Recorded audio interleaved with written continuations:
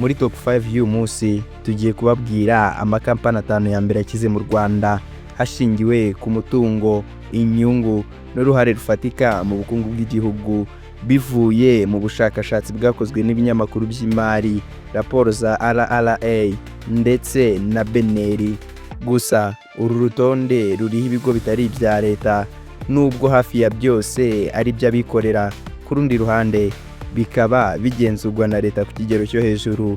Mwibutsa gukora subscribe niba utarayikora, naho ubundi nje tugiye kubana ndi umuhire Anacre.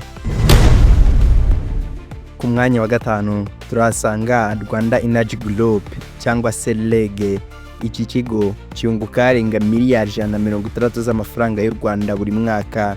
Gusa nabwo aya mafaranga hamye kuko amenshi ashorwa mu bikorwa remezo bigiye bitandukanye. Birumvikana kuko iki ni ikigo cya leta, ifite inshingano zo gukwirakwiza amashanyarazi hirya no hino mu gihugu hose. Iri kugabanya kandi ubukene binyuze mu kwegereza abaturage umuriro ndetse n'inganda. Ifasha mu mishinga itandukanye ya Made in Rwanda no guteza imbere ubucuruzi n'inganda. Iki kigo kandi gitanga akazi gahoraho ku bakozi barenga 2,000. Ku mwanya wa 4 turasanga Crystals Ventures Limited. Iki ni ikigo cyinjiza arenga miliyari 100 buri mwaka.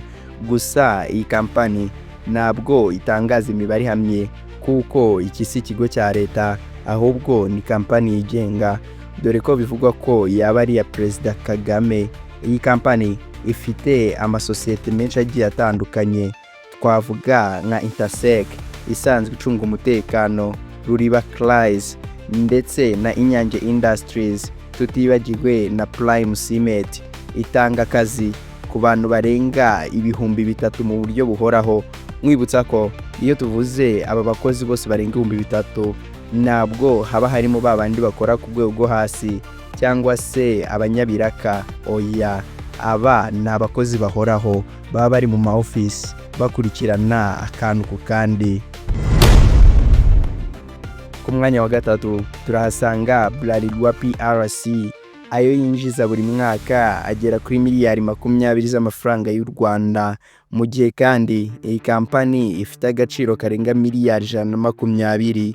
Ikora produits zigiye zitandukanye ziganjemo ibinyobwa bisembuye ndetse n'ibidasembuye. Ubu irimo gukoresha abakozi barenga 700 bafite akazi gahoraho. Ku mwanya wa 2 turasanga MTN Rwanda. Iyi kampani yinjije arenga miliyari 40 z'amafaranga y'u Rwanda mu mwaka wa 2024, mu gihe ubusanzwe iki kigo gihagaze arenga miliyari 230 z'amafaranga y'u Rwanda.